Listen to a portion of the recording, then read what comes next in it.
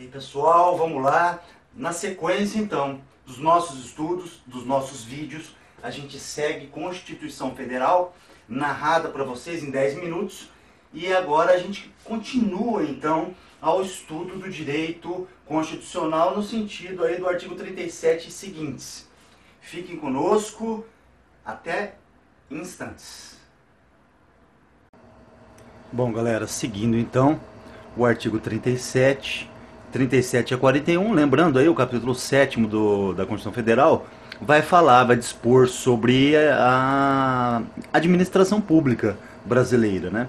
Lembrando que os nossos cursos estão super atualizados em 2017 e de acordo com a Lei 13.303 de junho de 2016 da responsabilidade das estatais. Vamos lá, artigo 37 então, só lembrando dos princípios da administração pública, LIMP, né, com eficiência, legalidade, impessoalidade, moralidade, publicidade e eficiência. Então, vamos dar uma olhada aqui já no parágrafo 1º. A publicidade dos atos, programas, obras, serviços e campanhas dos órgãos públicos deverá ter caráter educativo, informativo ou de orientação social, dela não podendo constar nomes, símbolos ou imagens que caracterizem promoção pessoal de autoridades ou servidores públicos. E aí, pessoal, lembrando aqui que no Brasil a gente nunca viu esse tipo de coisa, né? Brincadeira à parte, diz aí a Constituição no parágrafo 1º do artigo 37, aí um vetor de exegese aí é o princípio da publicidade consagrado aí no nosso texto constitucional, galera. Parágrafo 2º, a não observância do disposto nos incisos 2 e 3 implicará a nulidade do ato e a punição da autoridade responsável nos termos da lei. Já a gente vai verificar que tipo de lei, quais as espécies normativas infraconstitucionais que vão regulamentar a matéria. Parágrafo 3º.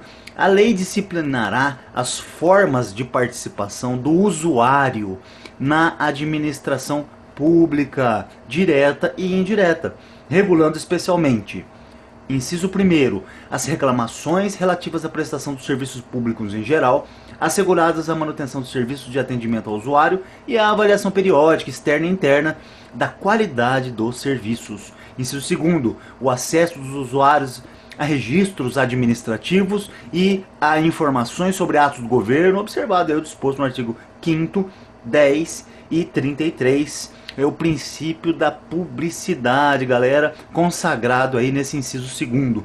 Inciso 3º, a disciplina da representação contra o exercício negligente ou abusivo do cargo, emprego ou função na administração pública.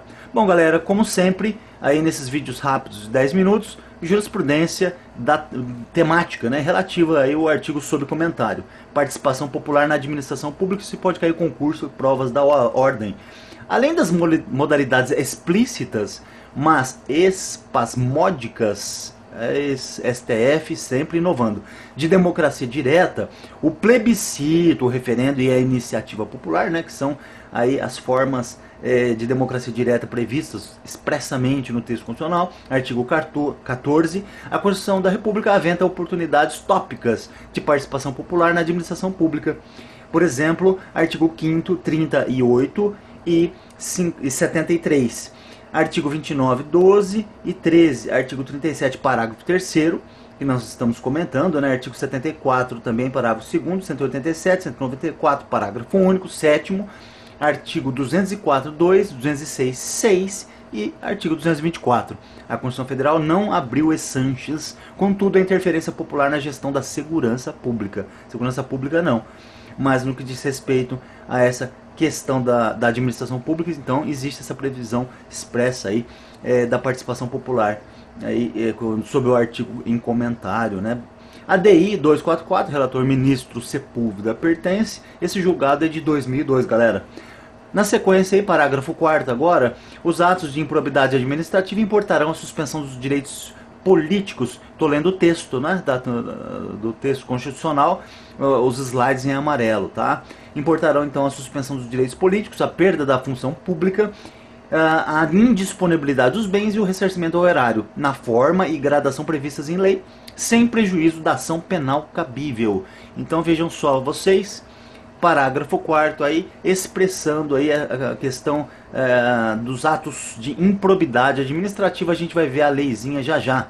Jurisprudência então relativa ao artigo sob comentário, o AP 409, voto relator ministro Aires Brito. Esse julgado é recente, 2010.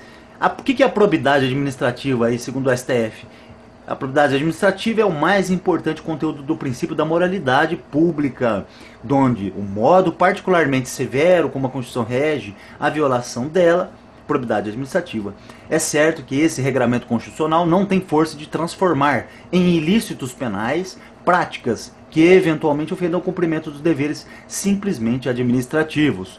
Daí porque a incidência da norma penal referida pelo Ministério Público está a depender da presença de um claro elemento subjetivo, é a vontade livre e consciente dolo de lesar o interesse público. Então, vejam só, nesse julgado aí, relator ministro Aires Brito, existe praticamente aí um conceito jurisprudencial do que significa aí a probidade administrativa. Nós todos que estamos clamando por isso, por essa exegese dessa palavra e aplicação principalmente no quadro político-administrativo que se encontra o Brasil nesse momento.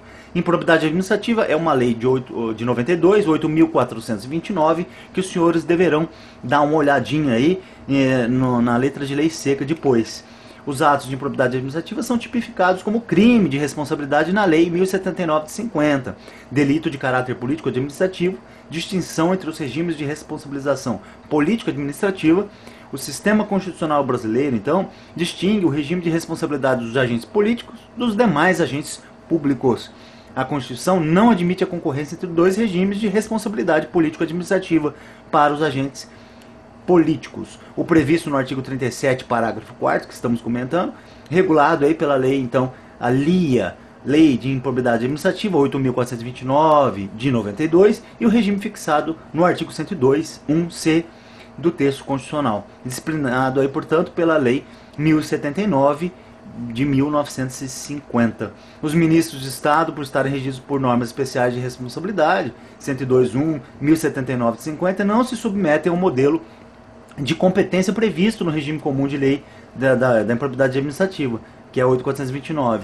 Ação de improbidade administrativa, ministro de Estado que teve aí, já é o caso concreto, né, galera, que teve decretada a suspensão de seus direitos políticos pelo prazo de 8 anos e a perda de função pública por sentença do juízo da 14ª Vara da Justiça Federal, Seção Judiciária do Distrito Federal. Incompetência dos juízos de primeira instância para processar e julgar a ação civil de improbidade administrativa ajuizada contra agente político, vejam só, agente político, que possui prerrogativa de foro perante o STF, por crime de responsabilidade, conforme a previsão do texto constitucional 102, 1C da Constituição Federal da República. Reclamação, então, julgada procedente, reclamação 2138, relator ministro Gilmar Mendes, o julgado é de 2008, depois se vocês quiserem, pode dar uma esmiuçada nesse julgado, para dar uma aprofundada nos estudos aí. Galera, como sempre, nos nossos vídeos, finalzinho aí, sempre uma questão da OAB ou concurso público. Hoje eu trouxe para vocês técnico judiciário, STJ 2008. Tendo em vista as disposições da lei 9.429, na verdade é 8.000, né? Acerca da lei de improbidade administrativa, cada um dos próximos itens apresenta uma situação hipotética seguida de uma assertiva a ser julgada. Vejam só. Adriano foi nomeado pelo presidente da República membro de um Conselho Nacional, com mandato de 2 anos sem remuneração. Vejam só, qualquer remuneração. Nessa situação, ao exercer o referido mandato, Adriano não poderá responder pela prática de ato de improbidade administrativa, pois não deterá a condição de agente público. Será que isso é verdade, galera? Vocês lembram lá das nossas aulas iniciais da administração pública? Os agentes administrativos, o agente público, ele é o gênero, e aí nós temos agentes administrativos, agentes honoríficos, agentes delegados, lembram lá? E vejam só, então não importa, na verdade, se recebe ou não, se tem ou não remuneração. Então o gabarito, exatamente, a questão é essa mesma, errada, né? O fundamento está no artigo 2º da LIA, Lei de Improbidade Administrativa, lembrando que o número é 8.429 de 92, e a questão da remuneração, portanto, é irrelevante, responde normal, galera. Obrigado e até o próximo vídeo, um abraço.